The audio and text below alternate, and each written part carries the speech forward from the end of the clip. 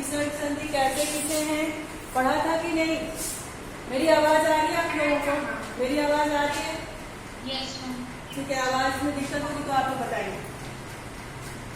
हमने विसर्ग संधि में ओ का नियम समझा था, र का नियम समझा था, ओ समझा था, र समझा था, स समझा था, श समझा था और ख समझा था। इतने नियम हम लोगों ने समझे थे। यहाँ तक कोई परेशानी आप लोगों को? यहाँ तक ठीक है। और हमने ये भी जाना था कि कब विसर्ग का लोप होता है। तो कौन कोई बताएगा कि विसर्ग का लोप कब हो जाता है? विसर्ग का लोप कब होता है? यानी विसर्ग जब शब्द बनता है तो उसमें कब छूट जाता है? हाँ बताइए। जब विसर्ग के बाद र आए और जब विसर्ग के बाद के पहले अ या अ आए, विसर्ग के बाद र आए, तो विसर्ग का लोप हो जाता है। और हाँ देखिए विसर्ग के पहले यदि कोई स्वर हो, विसर्ग के बाद र हो, तो विसर्ग लुप्त हो जाता है और उसके पहले वाला स्वर धीर पड़ जाता है। बिल्कुल। तो ध्यान दीजिए, विसर्ग कब लोप होता है? यदि विसर्ग के हाँ वो मैं बता दे रही हूँ, अभी स्वास्थ्य ने बताया। यदि विसर्ग के बाद र आए, ध्यान दीजिए, नीरोग निह जमा, देखिए ये जो धन का निशान है हिंदी में इसको जमा बोलते हैं। ठीक है, क्या बोलते हैं? जमा। तो निह धन, निह जमा, नी विसर्ग आया, जमा रोग। ठीक है, नियम हमारा क्या कह रहा था कि कब विसर्ग का लोप हो जाता है? जब विसर्ग के पहले कोई स्वर आए। ठीक, अब इसमें स्वर क्या आया हुआ है? छोटी ही आई है। और विसर्ग के बाद क्या आता है? र आता है। विसर्ग के बाद क्या आएगा? र आएगा। जब विसर्ग के बाद र आएगा तो र आने से ही जो हमारा विसर्ग का चिन्ह है वो छिप जाएगा, उसका लोप हो जाएगा और विसर्ग के पहले जो स्वर था वो दीर्घ स्वर में परिवर्तित हो जाएगा। तो नियधन रोग, और जब यह दीर्घ स्वर में परिवर्तित हो जाएगा तो यहाँ पे बड़ी की मात्रा हो जाएगी। अभी तक क्या था? छोटी की मात्रा थी।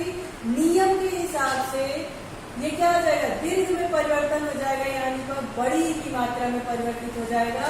तो नियधन रोग यानी नीरोग। कुछ लोगों का सवाल था कि मैम ये क्यों छोटे की मात्रा से बड़े की मात्रा में बदल जाता है? अब आपको समझ में आ गया होगा कि क्यों बदल जाता है। आया समझ में? आया समझ में कि क्यों? हाँ बस एक बार और समझा दीजिए, मेरी आवाज। ठीक है, देखिए विसर्ग का लोप कब होता है? जब विसर्ग के बाद र आए तो वहां विसर्ग का लोप हो जाता है और विसर्ग का पहला स्वर दीर्घ में बदल जाता है। कह रहा है कि जब विसर्ग के बाद र आए तो विसर्ग का क्या हो जाता है? तो विसर्ग का लोप हो जाता है। विसर्ग का लोप हो जाता है, होता है। और जो स्वर होता है, जो स्वर विसर्ग के पहले जो स्वर लगा होता है वह अपने दीर्घ में बदल जाता है। वह अपने दीर्घ में बदल जाता है। ठीक है, अब जैसे हमने लिखा था, एक एग्जाम्पल दिया था, निह जमा रो। यहाँ पे हमने नियम को पढ़ा कि जब विसर्ग के बाद र हो तो विसर्ग के बाद हमारा क्या है? र है। आया? तो यानी कि विसर्ग यहाँ पे लोप हो जाएगा और विसर्ग के पहले छोटी ही थी। नियम में वो भी कह रहा है कि तो जो स्वर था वो अपने दीर्घ में बदल जाएगा, यानी विसर्ग के पहले छोटी ही थी, अब वो किस में बदल जाएगा? बड़ी में बदल जाएगा, और बड़ी में बदल जाएगा तो हम निरोग को क्या लिखेंगे, ऐसे लिखेंगे। क्यों? क्योंकि नियम हमारा यही कहता है। आया समझ में? मीह धन रस, देखिए एक शब्द और है, मीह जमा रस, मीह जमा रस। अब देखिए इसमें स्वर के बाद क्या है, र आया है, यानी हमारा जो विसर्ग है वो लोप हो जाएगा। और इसके पहले क्या आया है, छोटी ई आई है। नियम हमारा ये भी कहता है कि जब विसर्ग लोप हो जाएगा तो स्वर जो है अपने दीर्घ में बदल जाएगा, यानी यहाँ पे छोटी ई बड़ी में बदल जाएगा। तो नीह जमा रस का क्या हो जाएगा, नीरस। आई बात समझ में?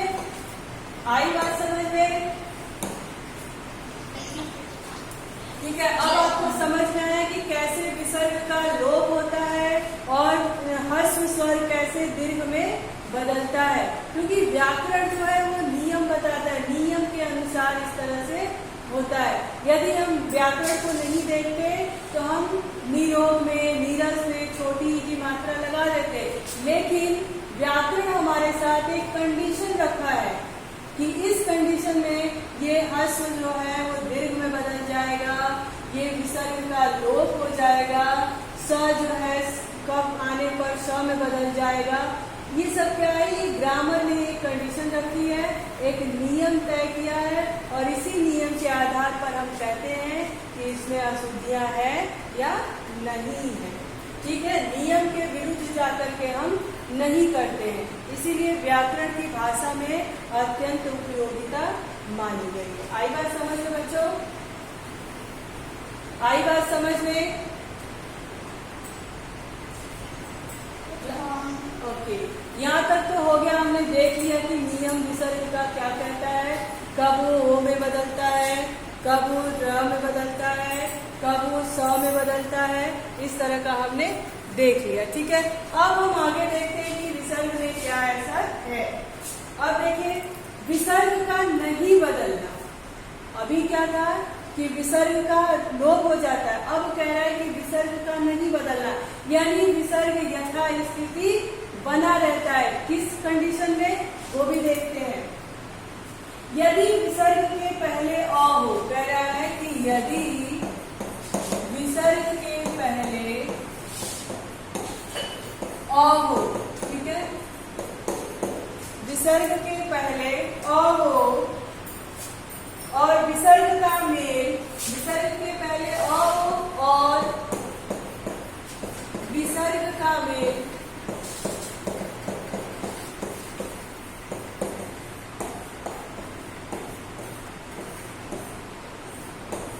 विसर्ग का मेल क, ख, ग, ख, प, छ से हो तो विसर्ग क्या होता है, नहीं बदलता है। देखिए कह रहा है कि यदि विसर्ग के पहले अ हो और उसके बाद क्या हो, और उसका मेल, अ का जो ये विसर्ग के पहले अ हो और इसका मेल यदि क से, ख से, प से, ह से होता है तो विसर्ग जो है वो बदलता नहीं है। जब उसका हम शब्द बनाते हैं तो उसमें विसर्ग भी रहता है। अब देखिए कैसे रहता है। मान लीजिए अगर हमारे पास एक शब्द आया अंतःकरण, ठीक है, अंतः जमा करण। आई बात समझ में? नियम क्या कहता है कि यदि विसर्ग के पहले अ हो तो अंतः यानी अ है, ठीक है। फिर कह रहा है कि यदि विसर्ग के बाद क, ख, प, फ हो तो हमारे पास क्या है, क है। जब हम इसका शब्द बनाते हैं तो ये हटा देते हैं और अंतःकरण, इसमें विसर्ग भी हमारा साथ में रहता है। आया समझ में? इसमें हमारा विसर्ग भी साथ में रहता है। हाँ बोलिए। मैम यहाँ पे अंतःकरण है। हाँ नहीं लिख सकते विसर्ग। देखिए वो वही है, हम पढ़ते अंतः लेकिन अंत हमारा ये जो चिन्ह लगा हुआ है ये है तो विसर्ग ना, पर हम तो क्या रहे अंत के बाद विसर्ग लगा है, तो ये विसर्ग है और विसर्ग के पहले अ है अ है। जब हम इसको पढ़ते हैं तो अंतःकरण पढ़ते हैं, लेकिन जब हमने ये नियम को समझा तो ये विसर्ग हो गया, तो के बाद जो विसर्ग है ये विसर्ग हो गया और इसको अ हो गया, और विसर्ग के बाद क्या आया हमारा क आया। तो हमने उसमें कोई परिवर्तन नहीं किया, यथास्थिति उस शब्द को लिख दिया। आई बात समझ में? हमने क्या किया, कोई परिवर्तन नहीं किया, यथास्थिति यानी विसर्ग चिन्हों के साथ ही उन शब्दों को हमने लिख दिया। आया समझ में? आया समझ में? आया समझ में? Any doubt? ओके, चलिए अब देखिए, मान लीजिए कि अगर हम लिखें पय पान, ठीक है, पय ये हमारा विसर्ग है, जमा पान। हमने नियम में पढ़ा है विसर्ग के पहले यह अ आए, पढ़ा है विसर्ग के पहले क्या है अ आए, विसर्ग के बाद क्या है प आए, क ख प फ जो भी आए, तो हमारा जो ये शब्द होता है यथास्थिति हम लिख देते हैं, उसमें कोई भी बदलाव नहीं लाते हैं। तो ये क्या हो जाएगा, कैसे लिखेंगे, पय पान। आया समझ में? आया समझ में? पय मतलब क्या होता है, पय यानी पेय, पेय पदार्थ, और पान मतलब उसको ग्रहण करना है ना, पानी का पान कर रहे हैं, पेय पदार्थ का पान कर रहे हैं, तो क्या हो गया, ग्रहण करना हो गया। और एक पान का मतलब आप जानते ही हो कि पान किसे कहते हैं, खाने वाला पान होता है, और एक पान का मतलब होता है जिसको हम ग्रहण करते हैं, उसको पान, पेय पदार्थ का ही पान करते हैं, किसी खाद्य पदार्थ का पान नहीं करते हैं, पेय पदार्थ को ही पीते हैं, पेय पदार्थ को पीना पाया पान। आई बात समझ में? अब देखिए दूसरा शब्द अगर हम ले लें तो कह रहे प्रातः काल, क्या कहा हमने, प्रात विसर्ग जमा काल। विसर्ग के पहले हमारा क्या आया अ आया, विसर्ग के बाद हमारा क्या आया क आया, इसका मतलब कि विसर्ग का लोप नहीं होगा। और हम इसको लिखेंगे तो कैसे लिखेंगे, प्रातः काल। उम्मीद करते हैं कि ये तो समझ में आ गया होगा कि कैसे लिखते हैं, कब ये विसर्ग का लोप नहीं होता है और कब विसर्ग का लोप हो जाता है। यहाँ तक समझ में आया आप लोगों को? क्लास यहाँ तक समझ में आ गया? यहाँ तक कोई दिक्कत नहीं है। आप लोग एक बार और करेंगे, आप लोग सारे नियम को एक जगह लिख लेंगे, लिखने के बाद उसको याद कर लेंगे, ठीक है। आपके क्वेश्चन पेपर में आपका व्यंजन से यानी संधि से क्वेश्चन पूछे जाएंगे। कोशिश यही रहेगी कि व्यंजन संधि से ही प्रश्न पूछे, ठीक है। लेकिन पढ़ा मैंने तीनों संधि दी है, इनकेस अगर व्यंजन से ना, हाँ बोलिए।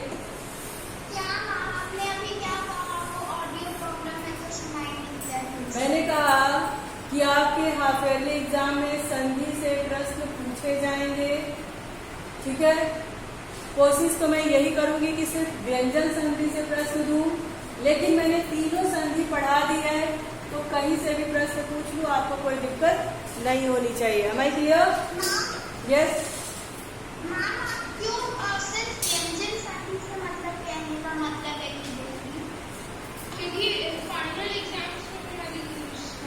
आई बात समझ में? इसलिए, लेकिन मैं आपको फाइनल और टर्म वाइज बांटने से बेटर समझती हूँ कि हमेशा से आपको सारी चीजें जानकारी है। तो हमने ये तीनों संधि का तीनों पार्ट पढ़ा दिया है, और क्वेश्चन में कोशिश करूंगी कि मैं व्यंजन से ही पूछूं।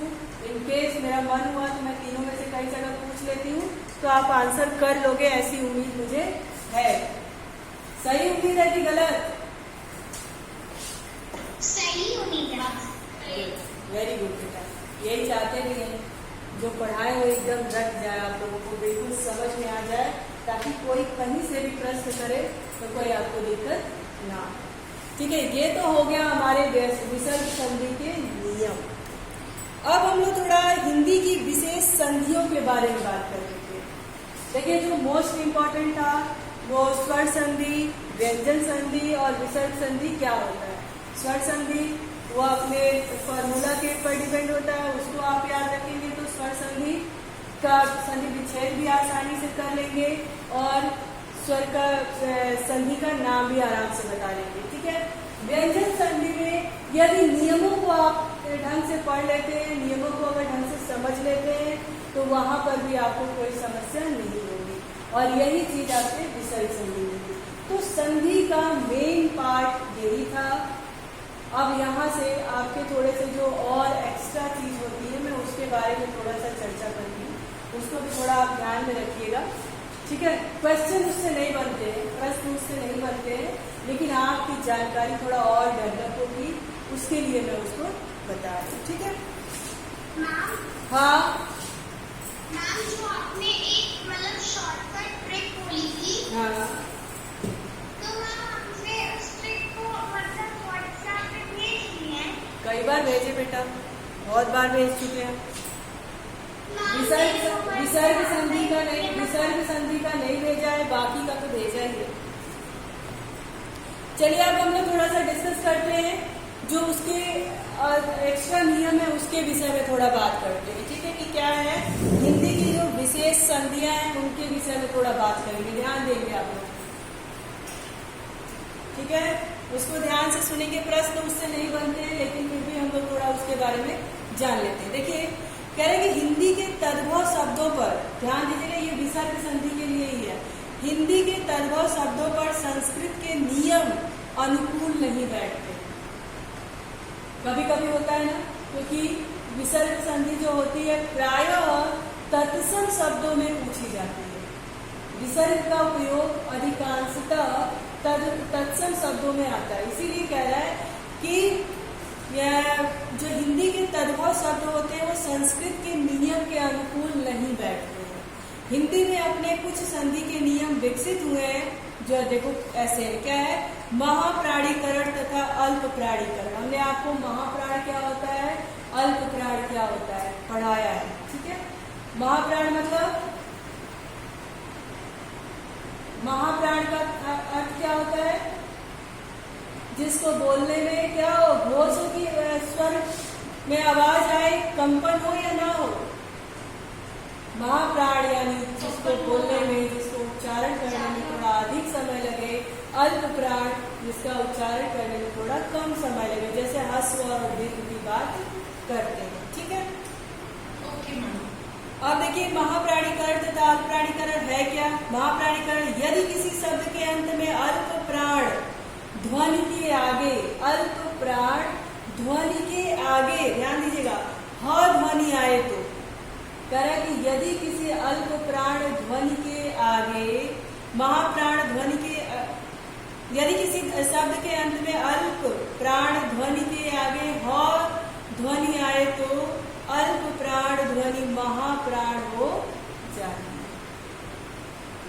है। अगर किसी ध्वनि के, महाप्राण शब्द के ध्वनि के अंत में अल्प प्राण के आगे यानी उसके पहले यदि ह आता है तो अल्प प्राण क्या होता है, महाप्राण में बदल जाता है।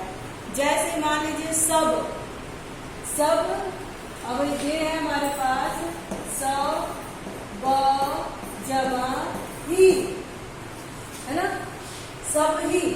अब हमारे पास क्या आया, इसमें अ आया, अल्प प्राण है ये अ, ठीक, ये ई है, ह में ई की मात्रा लगी है, ये बड़ी ई हो गया, इसके आगे क्या है, ह आया है। अब इसको जब हम लिखेंगे तो कैसे लिखेंगे, सभी, सब धन ही यानी सभी। अब जब हम इसका उच्चारण करते हैं तो सब, सभी, क्या हो गया, सब हमारा क्या है, और ये अल्प प्राण है, इसको बोलने में ज्यादा समय नहीं लगता, परंतु जब ये सब सभी में बदल जाता है, सब क्या होता है, सभी में बदल जाता है, यानी सभी, सब, सभी उच्चारण भी करेंगे तो भी आपको समझ में आ जाएगा कि सब और सभी में क्या अंतर है। तो जो हमारा अल्प प्राण है वो महाप्राण में बदल जाता है। अल्प प्राणीकरण क्या होता है, ये तो महाप्राणीकरण था। अब अल्प प्राणीकरण क्या होता है, अनेक शब्दों में शब्द के अंत में आने वाली महाप्राण ध्वनि का अल्प प्राणीकरण हो जाता है। जैसे दूध वाला, हाँ मैम एक बार ये नियम वापस से बता दीजिएगा। देखिए, महाप्राणीकरण तथा अल्प प्राणीकरण। महाप्राणी क्या करण होता है, यदि किसी शब्द के अंत में अल्प प्राण ध्वनि के आगे, अल्प प्राण ध्वनि के आगे, यानी ये सब जो है सब, ये अल्प प्राण है, ठीक है, और इसके आगे क्या आया है, ह आया है, तो वो किस में बदल जाएगा, अपने महाप्राण में बदल जाएगा। और सब जमा ह को हम जब शब्द बनाएंगे तो कैसे बनाएंगे, वो सब का क्या हो जाएगा, ही हो जाएगा। कैसे हो जाएगा देखेंगे थोड़ा। सब जमा ही, नियम क्या कह रहा है कि यदि जो हमारा अल्प प्राण है, मैम आपकी आवाज नहीं आ रही है। आपकी आवाज नहीं आ रही है। अब आ रही है, अब आ रही है।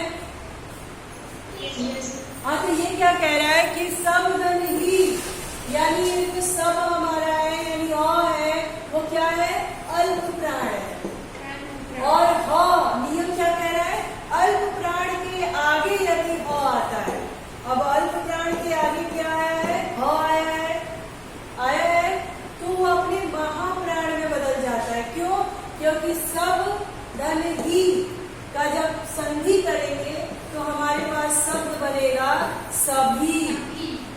तो अब सब का उच्चारण करिए, कम समय लगता है, सभी का उच्चारण करिए, थोड़ा तो ज्यादा समय लगता है। अब उच्चारण आप करके खुद देख सकते हो। सबका अगर सभी होता है तो कैसे बोलते हैं, सब, सभी, हम क्या सब लोग ऐसे बोलेंगे, सब लोग आ गए।